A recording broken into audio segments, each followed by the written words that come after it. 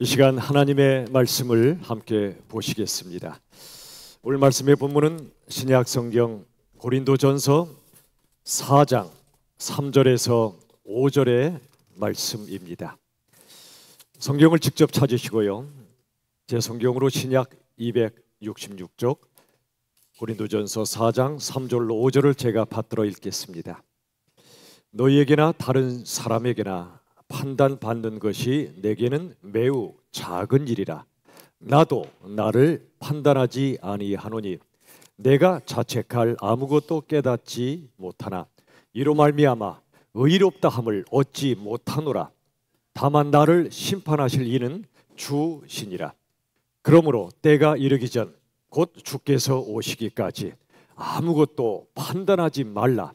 그가 어둠에 감추인 것들을 드러내고 마음의 뜻을 나타내시리니 그때에 각 사람에게 하나님으로부터 칭찬이 있으리라. 아멘. 오늘은 절대선이라는 제목의 말씀을 나누도록 하겠습니다. 한병철 교수님께서 이런 말씀을 하셨습니다. 중세와 현대의 핵심적인 질병을 하나씩 지목했는데 중세엔 흑사병이었습니다. 현대엔 뭘까요?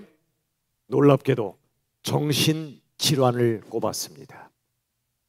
우울증, 강박증, 공황장애, 분노조절장애, 편집증, 그 외에도 수많은 정신질환자가 점점 더 늘어납니다.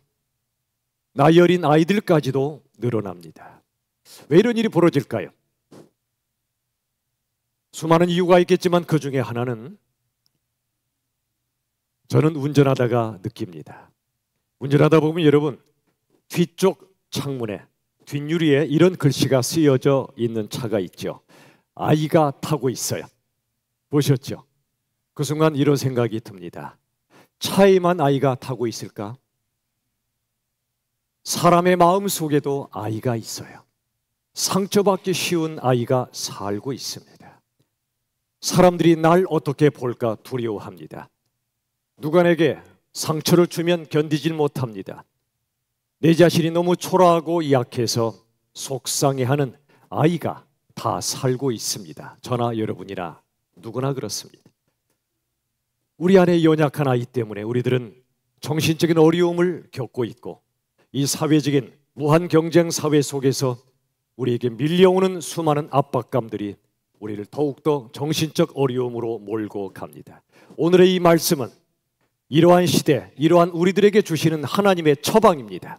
자, 보십시오. 고린도전서 4장 3절에서 그리고 4절 말씀의 일부를 제가 읽어드리겠습니다. 너희에게나 다른 사람에게나 판단받는 것이 내게는 매우 무슨 일이라? 작은 일이래요. 다른 사람이 나를 판단하는 걸 큰 일로 여기지 않겠대요. 사도 바울의 말씀이죠. 그 다음 보세요. 나도 나를 판단하지 아니하노니. 내가 나를 함부로 판단하지 않겠다는 겁니다. 왜냐? 4절 마지막에 다만 나를 심판하실 이는 누구시니라? 주 하나님이시라는 겁니다. 여러분은 누구의 눈앞에서 살고 계십니까?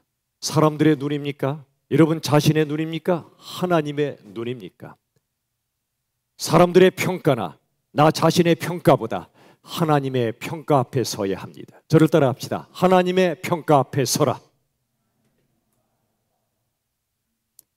사람들이 이게 최선이야 말하든지 또는 내가 내 스스로 이게 최선일 거야 라고 말하지만 그게 하나님께는 최선이 아닐 수 있고요. 심지어 최악이 될 수도 있습니다. 여러분 그런 경험 해보시죠. 그때는 그게 최선이었던 것 같은데 지금 돌아보니 그게 최선이 아니었던 그런 경험이 있죠. 여러분 사람들이 말하는 최선, 내가 볼 때 최선이라 여겨지는 것이 하나님 앞에는 아닐 수 있다는 겁니다. 이런 말이 있습니다. 옳음을 말하는 자들이 실은 길을 막고 서 있다. 무슨 말이죠? 옳음을 말하는 자들, 우리는 옳음을 추구해야 됩니다. 그런데 옳음을 큰 목소리로 주장하는 자들이 실은 길을 막고 서 있대요. 가정 안에서, 교회 안에서, 세상 속에서 수많은 분쟁이 일어나는 이유가 뭐죠? 옳음을 주장하는 자들 때문입니다. 우린 옳음을 추구해야 됩니다. 그러나 함부로 주장하면 안 됩니다. 제가 제일 무서운 분들이 누군지 아세요? 100% 확신으로 이게 옳습니다 하는 분들이 제일 무서워요. 이분이 자신은 모든 걸 다 볼 수 있다고 생각하는 건가? 그런 사람 아무도 없는데 우린 한 면밖에 못 봐요. 모든 면을 보는 하나님밖에 없어요. 옳음을 추구하시되 주장하지 마십시오. 옳음을 말하는 자들이 실은 길을 막고 서 있어요. 역사의 진실입니다. 여러분, 우리들은 내가 못 보는 게 얼마나 많은지를 모른 채 난 다 알아 그러면 안 됩니다. 그런 사람들의 생각은 하나님의 생각과 동떨어질 수 있습니다. 여러분, 우리들이 많이 추구하는 게 뭐죠? 사람들의 갈채, 박수 소리입니까? 사람들의 인정입니까? 이번 직분자 선거도 사람들에게 인정받은 겁니까? 아닙니다. 다른 사람들의 판단, 다른 사람들의 인정, 그게 전부가 아닙니다.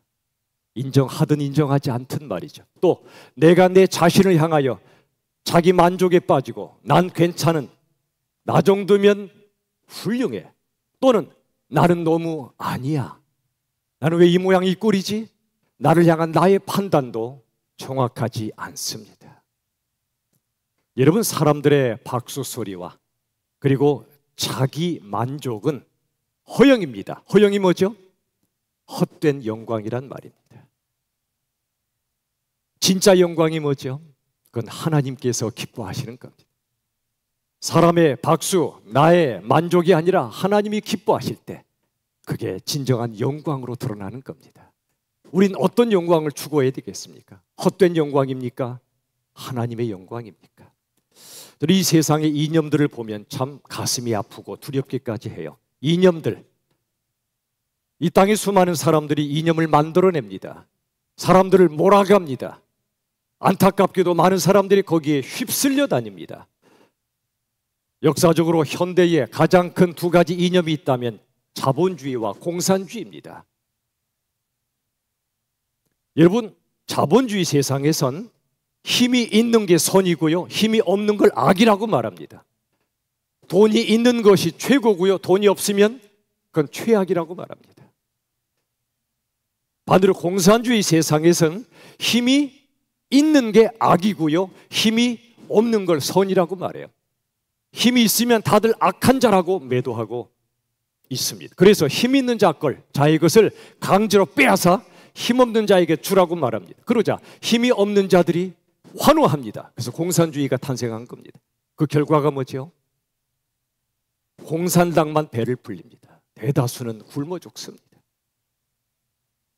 여러분, 자본주의는 힘이 있는 게 선, 힘이 없는 게 악. 공산주의는 힘이 있는 게 악, 힘이 없는 게 선. 뭐가 맞죠?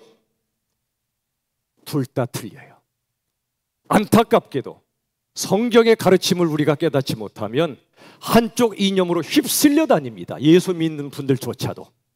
그래서 제가 이념이 가득한 동영상을 퍼나르지 말라고 하는 겁니다. 여러분, 사람은요, 힘이 있어도 완악해지고 힘이 없어도 완악해지기 쉬워요. 출애굽기에 보면 모세와 바로왕이 나옵니다. 자, 모세와 바로왕 중에 누가 선하고 누가 악하죠? 이렇게 대답하고 싶죠. 모세는 선하고 바로왕은 악하다고요. 출애굽기 초반부에 보면 그게 아니에요. 모세는 상처가 많았어요. 한나라의 왕자였던 그가 한 사람을 죽이고 살인자, 도망자가 되어 광야에서 양치기로 40년을 보내요. 내가 누구지? 왜 살지? 상처가 많았어요. 그러다 보니 완악해졌어요. 하나님께서 모세에게, 모세야, 어서 바로왕에게 가서 내 백성을 보내라고 말해라. 그랬더니 못 갑니다. 하나님, 저는 절대로 못해요. 상처 때문에 완악해졌습니다. 바로왕은 상처보다 성취 때문에 완악해졌어요. 자기가 이룬 대제국 애굽의 황제거든요. 누구는 상처 때문에 완악해지고, 누구는 성취 때문에 완악해집니다. 누구는 약해져서 완악해지고, 누구는 강해져서 완악해집니다. 바로왕 강해졌습니다. 내 백성을 보내라는 말씀 앞에 절대 못해. 온 세상이 내 세상인데 여호와 누구야? 하나님이 누구란 말이야? 안 돼. 완악해졌습니다. 여러분, 힘이 있는 게 선도 아니고요, 힘이 없는 게 선도 아니에요. 힘이 없는 게 악도 아니고 힘이 있는 게 악도 아니에요. 모세든 바로왕이든 약하든 강하든 완악해지는 게 인생이란 말입니다. 목사 예를 들어볼까요? 교회가 너무 잘 돼요. 설교도 잘하고 프로그램도 빵빵하고 건물도 좋고 사람들이 막 오고 싶은 게 너무나 많아요. 교회가 너무너무 잘 되니까 그 목사는 교만해서 완악해지기 쉬워요. 반대로 아무리 목회해도 잘 안 돼요. 사람들이 오지도 않아요. 교회 문 닫을 지경에 처해요. 그러면 낙심해서 완악해져요. 또 어떤 분은 사업이 너무 잘 되면 또 완악해지고, 사업이 막 너무 안 되면 또 완악해져요. 힘이 있고 없고가 아니에요. 인간은 어떤 상황 속에서도 완악해지기 쉬운 존재란 말입니다. 오늘 본문 4절 보세요. 고린도전서 4장 4절. 바울이 말하죠. 내가 자책할 아무것도 깨닫지 못하나 이로 말미암아 의롭다함을 얻지 못하노라. 바로 앞줄에서 그랬죠. 다른 사람이 나를 판단하는 거 작은 일이다. 나도 나를 판단하지 않는다. 그러므로 누가 뭐라고 하든 그것 때문에 내가 나를 자책하지 않겠다. 그러나 나를 자책하지 않는다고 해서 내가 의롭다고 말할 수 없다는 겁니다. 누구도 스스로 의롭다함을 얻지 못합니다. 의인은 없나니 하나도 없습니다. 완전한 선, 절대선은 사람에게 없습니다. 오직 하나님께만 있습니다. 믿으십니까? 하나님만이 절대선을 갖고 계십니다. 그래서 누가복음 18장 19절에 예수님이 말씀하십니다. 하나님 한 분 외에는 누가 없느니라? 선한 이가 없느니라. 이 땅에 그 누구도 절대선이 없어요. 다른 사람이든 나든. 그러므로 다른 사람이 나를 함부로 판단할 때 너무 신경 쓰지 마세요. 말도 안 되게 나를 오해하고 음해하고 퍼뜨릴 때 너무 걱정하지 마세요. 진실은 침몰하지 않아요. 드러나요. 또 내가 나를 볼 때 부족함이 많아요. 실수가 너무나 많아요. 그렇다고 너무 자책감에 빠지지도 마세요. 너무 자신을 탓하지도 마세요. 완벽한 사람 아무도 없고요. 누구나 다 실수투성이 인생들입니다. 어느 성도님 얘기를 할게요. 이분이 너무 열심히 전도하고 봉사했어요. 얼마나 귀한 일입니까? 사람들이 칭찬했죠. 근데 어느 날 자기 자신 속에 위선이 발견되었어요. 사람들은 나보고 믿음이 좋다고 말하지만 나는 알거든요. 내가 믿음이 부족하다는 걸. 내 속에 위선적인 마음이 느껴지자 낙심해 버렸어요. 나 같은 위선자가 무슨 전도를 하고 무슨 봉사를 한단 말인가. 훌륭한 분들이나 하는 일이지 나 같은 자는 못해 이러고 뭐든 열심히 식어버렸어요. 전도 안 해요. 봉사 안 해요. 예배도 잘 안 드려요. 마음과 몸에서 힘이 쫙 빠져버렸어요. 그러자 이분의 신앙 멘토가 이분에게 한마디 해줬어요. 그 한마디가 이분의 정신을 번쩍 들게 했어요. 뭐라고 그랬냐면, 이보시게 주님을 위하여 좀 위선적이면 안 되겠소? 이 말이 무슨 말이죠? 위선적으로 살란 얘기입니까? 여러분, 우리들은 진실하기를 힘써야 됩니다. 거짓을 대적해야 됩니다. 내 속에 거짓을 몰아내야 됩니다. 죽더라도 진실하기를 힘써야 합니다. 그러나 내 속에 진실하지 못한 위선이 발견된다고 해서 낙심하는 것 또한 또 다른 교만이 될 수 있습니다. 왜 그렇죠? 자신에게 지나치게 낙심하는 건 자신에게 지나치게 기대한 교만이란 말입니다. 내가 남보다 진실해야 되는데, 내가 남보다 겸손해야 되는데, 내가 남보다 사랑이 많아야 되는데 내 속에 내 꼬라지를 보니 아닌 거예요. 남보다 훨씬 못한 인간 같아요. 그러니 낙심해버린다. 이건 내가 내 자신에게 너무 기대치를 높였던 교만이라는 겁니다. 근데 아까 그분의 말을 듣고 이분이 정신 차린 거야. 주님을 위하여 좀 위선적이면 안 되나? 위선을 합리화하라는 뜻이 아니고요. 내 속의 위선 때문에 너무 낙심하지 말라는 겁니다. 여러분, 절대선은 하나님께만 있음을 기억하십시오. 그래서 선악의 최종 심판자도 여전히 하나님밖에 없습니다. 선악과 따먹은 게 뭐죠? 최초의 아담의 죄, 선악과 원죄는 선과 악에 대한 최종적 심판권을 내가 갖겠다는 거예요. 내가 하나님이 되겠다는 게 바로 선악과 따먹은 죄예요. 선악의 최종 심판자는 다른 사람도 아니고 나도 아니고 하나님 한 분뿐임을 기억하시길 바랍니다. 야곱 얘기할까요? 제가 제일 친근한 분이 구약에는 야곱, 신약엔 베드로예요. 너무 친근해요. 너무 인간적이에요. 실수도 많아요. 그래서 참 친근해요.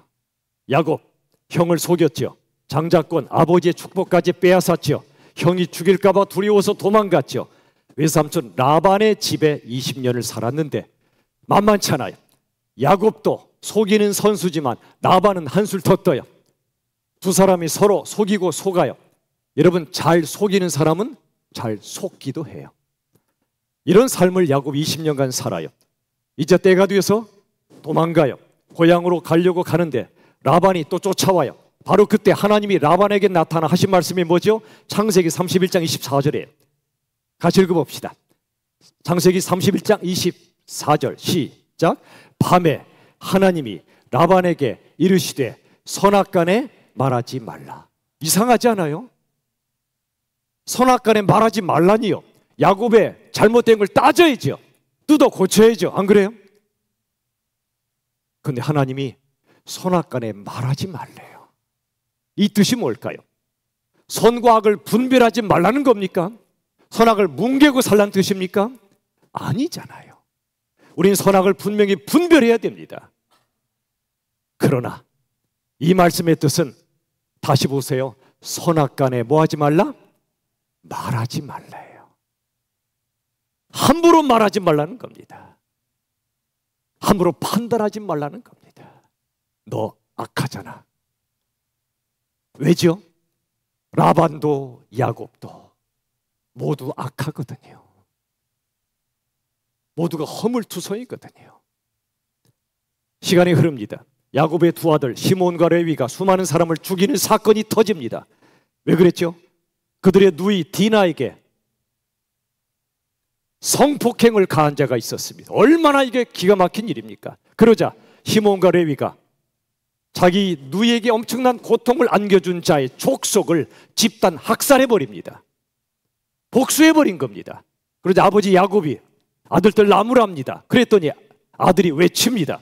아버지, 그런 악한 짓을 행한 그들이 옳단 말입니까? 그들이 옳으니까? 라고 따졌습니다. 그들의 말이 맞아요, 틀려요? 맞죠? 악한 짓을 한 자들은 옳지 않습니다. 그런데 문제가 있습니다. 그들의 죄악을 야곱의 아들들이 자기 손으로 직접 심판해버린 겁니다. 그들을 죽여버린 겁니다. 이런 일이 그때만 일어났습니까? 오늘날에도 일어납니다. 수도 없이 일어납니다. 우리 마음속에도 일어납니다. 내가 볼 때 악한 자가 있으면 내가 죽입니다. 눈에도 총이 있는 거 아시죠? 눈총을 따발총으로 쏴붙여서 그를 죽이고요. 내가 볼 때 그 사람 아니야 싶으면 교회 와서도 인사도 안 해요. 흥하고 가버립니다. 조롱합니다. 어떻게 저런 인간이 교회에 나오나 그럽니다. 가정에서, 회사, 세상은 말할 것도 없습니다. 심판자들로 꽉 차 있습니다. 이 세상에. 그래서 교회가 갈라지고 싸웁니다. 수많은 일들이 벌어집니다. 우리도 그런 유혹을 받습니다. 선악과를 따먹은 아담의 후손답게 말이지요. 로마서 12장 19절은 이렇게 말씀하죠. 그런 우리에게 주시는 말씀이죠. 같이 읽어봅시다. 시작. 하나님의 진노하심에 맡기라. 원수 갚는 것이 내게 있으니 내가 갚으리라. 선악간에 말하지 말라는 건 하나님의 공의가 무너졌다는 겁니까? 아니에요. 하나님의 공의는 살아있습니다. 하나님의 진노하심 살아있습니다. 그러나 하나님께 맡기라는 겁니다. 원수 갚는 것, 심판은 하나님께 있으니 하나님이 갚으시겠다는 겁니다. 여러분, 사랑의 아주 중요한 요소 중에 하나가 용서잖아요. 근데 우리 용서할 수 있을까요? 우리 용서 못해요. 용서는 그래서 신의 영역이란 말이 있어요. 하나님의 영역이에요. 우린 본래 용서할 자격도 없고요, 권리도 없고요, 실력도 없어요. 용서는 하는 게 아니라 되는 거예요. 우리 실력으로 못해요. 하나님의 은혜로 되는 거예요. 우린 용서할 권리 없는 거 아세요? 그럼 이렇게 물으시겠죠. 이 목사, 주님이 말씀하셨잖소. 용서하라고. 70번에 7번이라도 용서하라고 말씀하신 게 뭐예요 도대체? 그 말씀의 뜻은 우리가 직접 복수하지 말라는 겁니다. 공의로우신 하나님의 심판에 맡기라는 겁니다. 칼을 들어서 자르지 말고 칼을 칼집에 넣으라는 겁니다. 억울하고 화나는 거 많죠? 억울하고 화나는 걸 하나님께만 쏟아내고 사람에게는 쏟아내지 말라는 겁니다. 하나님께 기도한 후에 그 인간 째려보지 말고 오히려 그 인간을 선대해 주라는 겁니다. 선대. 이게 용서하라는 말씀의 뜻이에요. 그러다 보면 그 인간이 불쌍하게 보이고 나도 모르게 용서가 되어 있는 겁니다. 여러분, 최고의 복수가 뭘까요? 이런 말이 있죠. 최고의 복수는 더 나은 인간이 되는 거라고요. 내게 아픔을 준 자보다 내가 더 나은 인간이 되는 게 바로 최고의 복수래요. 무슨 말이죠? 성경은 이렇게 말씀해요. 최고의 복수를 뭐라고 표현하냐면 악을 선으로 갚아주는 사람이 되라. 악을 악으로 갚는 건 누구나 해요. 우리 본성에 딱 맞아요. 되려받고 말로 갚아주고 가만히 채 갚아주고 싶은 게 우리의 본성입니다. 그런데 악을 손으로 갚는 건 순종입니다. 그런 사람이 되는 것, 상처 준 사람을 오히려 사랑해주는 사람이 되는 것, 그게 바로 가장 통쾌한 복수라는 겁니다. 영적인 품격을 잃지 마십시오. 영적인 품격이 뭐지요? 나를 째려보는 자를 내가 맞서 째려보지 않고, 상처 준 사람에게 맞서 상처를 들이붓지 않고, 악을 손으로 갚고 상처를 사랑으로 갚는, 이게 영혼의 품격입니다. 그게 가장 통쾌한 복수라는 거 아십니까? 때가 옵니다. 고린도전서 4장 5절 말씀 보세요. 때가 이르기 전 곧 주께서 오시기까지 아무것도 판단하지 마라. 그때에 각 사람에게 하나님으로부터 뭐가 있으리라? 칭찬이 있대요. 우리가 칭찬받을 게 뭐가 있어요? 근데 칭찬하시겠대요. 언제요? 주님 다시 오실 때, 최후 심판 때. 어떤 사람에게 칭찬하실까요? 여러분, 아마도 우리가 전혀 예상치 못했던 사람들이 바로 그날 하나님께 칭찬받게 될 거예요. 어떤 사람일까요? 저처럼 앞에 서 있는 자들 칭찬받는 건 기적일 겁니다. 어떤 분이 칭찬받냐면 눈물 나는 상황에서도, 삶이 너무 힘들고 힘겹고 아프고 눈물 쏟는 상황 속에서도 인내하며 믿음을 지킨 바로 그 사람. 억울하고 손해나는 상황에서도 기꺼이 손해보고 오히려 사랑으로 섬겼던 그 사람. 그리고 말없이 한 영혼 한 영혼에게, 또는 선교지에 복음을 전한 바로 그 사람. 누구도 알아주지 않아도 내 재산 쏟아가며 복음을 전한 그 사람. 그때 그분들에게 하나님으로부터 칭찬이 부어질 줄로 저는 믿습니다. 제 말이 아니라 하나님의 말씀입니다. 왜 그럴까요? 왜 그렇게 하나님이 하실까요? 고린도전서 4장 5절 중반절에 이런 말씀이 있어요. 그가, 하나님께서 어둠에 감추인 것들을 드러내고 마음의 뜻을 나타내신대요. 마음의 뜻이 뭐지요? 사람들은 외모를 보지만 하나님은 뭘 보신다고 그랬죠? 중심을 보신대요. 사람들은 행동을 보지만은요, 하나님은 행동의 동기를 보세요. 자, 목사 얘기 하나만 더 할게요. 목사가 출중한 능력으로 교회를 크게 성장시키면 사람들이 찬사를 보내요. 하지만 하나님은 그 중심을 보십니다. 결과를 보지 않고 중심을 보십니다. 그 목사가 야망과 성공욕으로 했다면 어떻게든 끌어모으고 사람들이 좋아할 만한 걸 쫙 펼쳐가고 입맛에 딱 맞는 교회, 말씀의 진리나 십자가나 그런 것보다도 사람들의 입맛에 맞는 교회를 해서 교회가 커졌어요. 야망과 성공욕으로 했어요. 하나님은 결과로 보지 않으세요. 그 중심의 야망과 성공욕을 보시고 칭찬 안 하세요. 밤낮 열심히 일해도 어떤 보상을 받기 위한 동기로 했다면 칭찬 안 하세요. 무익한 총으로 아무런 인정과 보상이 없을지라도 나를 위해 죽으신 주님 그 사랑이 너무 감사해서 직분으로 세워지든 세워지지 않든 관계없어요. 최고의 직분은 목사도 장로도 권사도 안수집사도 아니고 최고의 직분은 예수 제자란 직분이에요. 이번에 직분자로 세워주신 분들 두려워하십시오. 이 엄중한 직분을 소홀히 할까 봐 두려워하십시오. 하나님이 참된 예수 제자로 키우시려고 이번에 세우신 겁니다. 또 이번에 세워지지 않으신 분들도 오히려 직분으로 세워지지 않아도 충성하실 것을 아시고 믿으시고 또 다른 예수 제자의 모습으로 직분에 상관없이 섬길 걸 아시고 믿으시고 하나님이 우리를 또 키워가시는 겁니다. 최고의 직분은 예수 제자입니다. 모든 중책을 맡은 직분자분들 엄중히 직분을 받으시고 충성하시고요. 그렇지 아니하신 분도 동일하게 변함없이 여러분의 충성과 주님을 향한 사랑과 예수 제자됨을 확증하십시오. 여러분, 저는 누가복음 18장을 자주 묵상합니다. 거기에 두 종류의 기도가 나오잖아요. 바리새인의 기도와 죄인들의 기도. 사람들은 겉으로 하는 기도를 봐요. 와, 기도 유창하다, 멋지다. 그런데 하나님은 기도하는 겉모습보다 숨어있는 마음을 보세요. 바리새인들의 기도는 번지를 했어요. 그런데 그들 마음속에는 죄인들을 내려다보는 마음이 있었어요. 하나님 감사합니다. 뭐요? 우리 바리새인들이 제가 저 죄인들과 같지 않음을 감사합니다. 형편없는 인생들로 죄인들을 내려다보고 기도했어요. 난 쟤들보다 의롭다는 거죠. 교만이지요. 우리 조심해야 됩니다. 우리가 친절을 베풀어야 됩니다.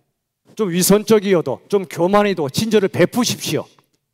그러나 동시에 친절을 베푼 이후에 조심하셔야 돼. 내가 친절을 베푼 상대방을 내가 혹시 내려다보는 마음이 없는지. 그래서 우리들은 잘못한 건 당연히 회개하는 동시에 잘한 것도 회개해야 돼요.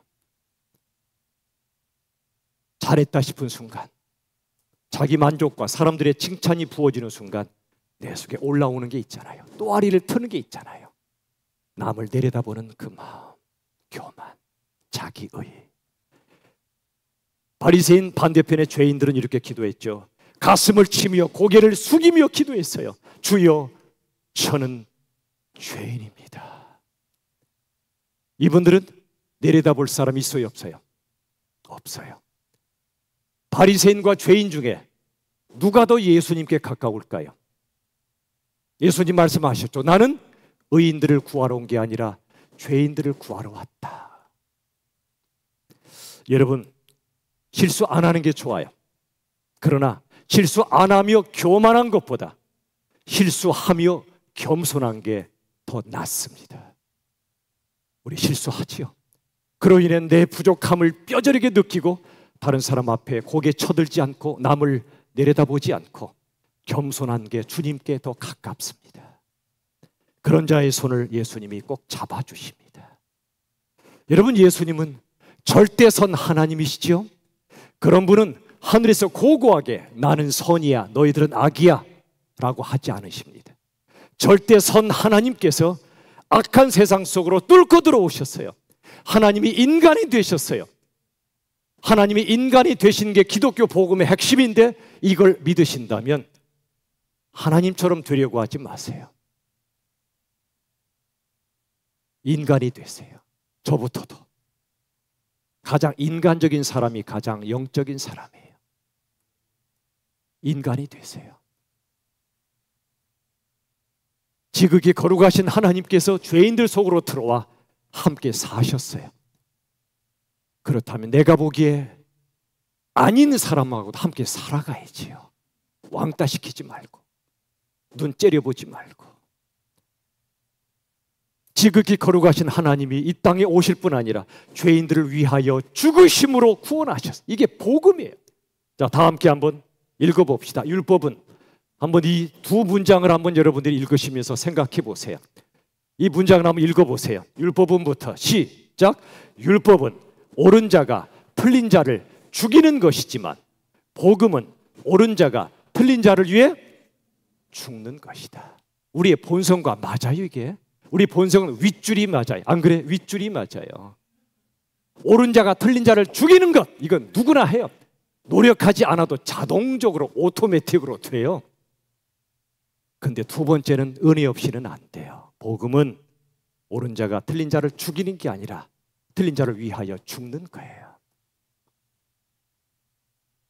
이게 예수님이요, 이게 예수님의 복음이란 말입니다. 예수님은요, 우리가 잘하면 기쁨으로 사랑하시고요, 우리가 못하면 슬픔으로 미워하세요? 아니에요. 우리가 잘하면 기쁨으로 사랑하시고 못하면 슬픔으로 사랑하세요. 여전히 사랑하세요. 우리가 잘하면 자랑스러워 하시고요, 우리가 못하면 수치스러워 하시는 게 아니라 불쌍히 여기세요. 우리 행위 때문이 아니라 우리의 존재 자체로 사랑하시기 때문에. 저는 요즘 기도해요. 올해 우리 교회 주제를 예수 제자로 잡았는데 말로만 구호처럼 예수 제자 해봤자 안 돼요. 기도하죠. 어떻게 예수 제자로 살 수 있죠? 도무지 못하겠습니다. 그러자 이런 생각을 주시는 것 같아요. 귀엽게 봐. 그리고 불쌍히 봐. 내 마음에 안 드는 인간이 있을 때, 꼴보기 싫은 집만 골라가면서 살 때 어떻게 저렇게 살아라고 하지 말고 좀 귀엽게 보라는 겁니다. 그리고 잘못을 저질렀으면 불쌍히 보라는 겁니다. 시선에 거듭남을 기도하라는 겁니다. 한번 저를 따라 해볼까요? 귀엽게 보라, 불쌍히 보라. 좀 내 마음에 안 드는 좀 이상한 행동을 해도 좀 귀엽게 봐주시고요, 그 다음에 정말 잘못을 저지르거든 무너져버린, 죄 앞에 무너진 인간으로 불쌍히 여겨주세요. 옆 사람 보세요. 귀엽습니까? 불쌍합니까? 좀 귀엽게 보세요. 그리고 불쌍히 여겨주세요. 집에 가서요, 꼴값 하는 인생 보거든 좀 귀엽게 봐주시고 그 다음에 좀 불쌍히 봐주세요. 또 한 가지, 왜 이러냐? 따져 묻기보다 왜 이러지? 좀 헤아려 주세요. 누가 말과 행동을 정말로 그냥 그렇게 할 때 왜 이러냐 따져 묻지 마시고요, 너 왜 이래? 따지지 마시고 왜 이럴까? 왜 이러실까? 왜 이럴까? 평소 안 하던 말, 행동 왜 이럴까? 왜 이럴까? 헤아려 주세요. 이게 예수 제자예요. 말씀을 맺겠습니다. 사랑하는 여러분, 우리가 믿는 하나님, 우리 주 예수님의 사랑은요, 절대선의 사랑이에요. 그 사랑이 너무 커요. 하늘에 미치고요, 온 땅에 미치는 광대한 사랑이에요. 그 사랑 때문에 우리가 사는 겁니다. 인간에게는 그런 절대선의 사랑이 없어요. 하나님의 사랑 때문에 우리가 삽니다. 우리 위하여 십자가에 죽으신 그 영광스러운 사랑 때문에 우리가 삽니다. 그렇다면, 그 사랑을 받아 구원받았다면 이런 사랑을 받은 우리들로서 삶의 한 절이라도, 삶의 한순간이라도 주님 닮은 그 사랑으로 살아갈 그런 갈망이 있지 않으십니까? 우린 그렇게 살 실력이 없지만 주여 기도하오니 내 죄를 고백하며 내가 내려다볼 사람이 없으며 나는 절대선이 없으니 주여 용서하시고, 내가 다른 사람을 판단하지 않고 내가 옳다 주장하지 않고 함께 주의 은혜를 향해 나아가는 그런 은혜를 달라고 기도하며 그렇게 살아갈 수 있기를 우리 주 예수님의 이름으로 축원합니다. 우리 시간 찬양합시다. 찬양받기 합당한 우리 예수님은 절대선 절대 사랑의 주님이시며 우리 죄인들을 위하여 죽으시고 부활하시고 우리를 구원하신 우리 주님 앞에 감사의 찬양을 올려드립시다. 내가 만민 중에 이 기막힌 찬양을 드립시다.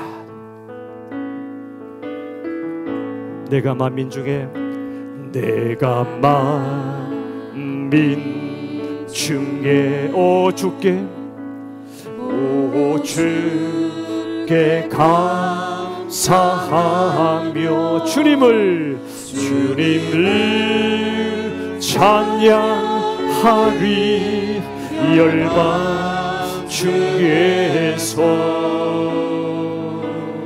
주의 인자는 커서 주의 인자는 얼마나 큽니까? 커서 하늘에 미칠 정도입니다. 커서 하늘에 미치고 주의 진리는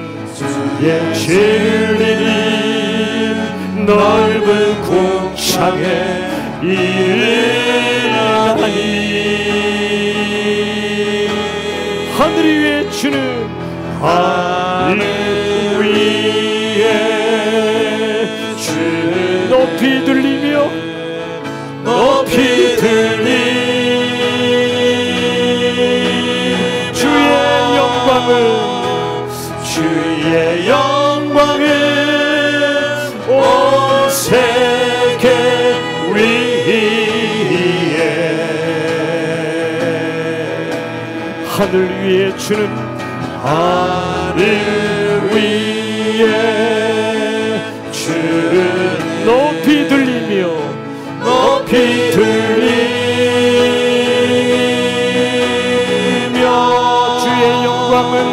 주의 영광을 온 세계 위에 다시 한번 찬양합시다. 내가 만민 중에 우리 주님께 감사 찬양합시다. 오 주께 감사함 주님을 찬양하리 주님을 찬양하리 열방 중에서 주의 인자는 커서 주의 인자는 커서 하늘에 미칩니다. 커서 하늘에 미친 주의 진리는 넓은 궁창에 이르나니 하늘 위에 주는 하늘 위에 주는 높이 들리며 주의 영광을 온 세계 위에 하늘 위에 주는 하늘 위에 주는 높이 들리 우리 손 들고 찬양합시다. 주의 영광 온 세계 위에 다시 한번 하늘 위에 주는 하늘 위에 주는 높이 들리며 주의 영광은 주의 영광은 주의 영광은 주의 영광은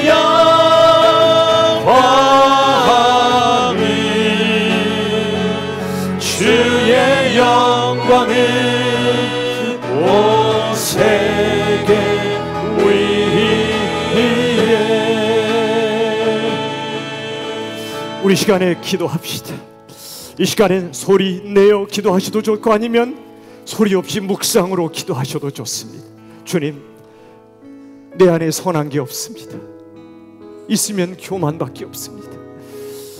그런 우리들을 위하여 이 땅에 오시고 죽으시고 구원하신 절대선 절대사랑의 그 사랑 때문에 우리가 살았는데, 이제 그 사랑으로 누가 뭐라든 내가 나를 볼 때 형편없든 나를 그토록 귀히 여겨주시고 자녀 삼아주시는 주님의 사랑으로 살아가게 하시고, 우리도 삶의 한 절이라도 그 주님을 닮아 남을 판단하지 않고 내가 의롭다고 말하지 않고 가장 낮아진 자의 모습으로 그 사랑으로 우리를 빚어달라고, 그 사랑으로 살게 해달라고 우리 시간 우리 주님 앞에 간절히 기도합시다. 오 주님, 주님, 주님.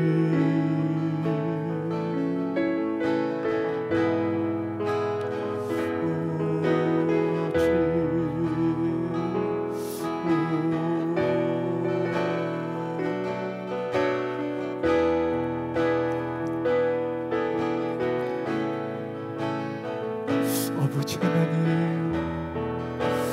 주님, 아버지 하나님, 주님, 아버지 하나님,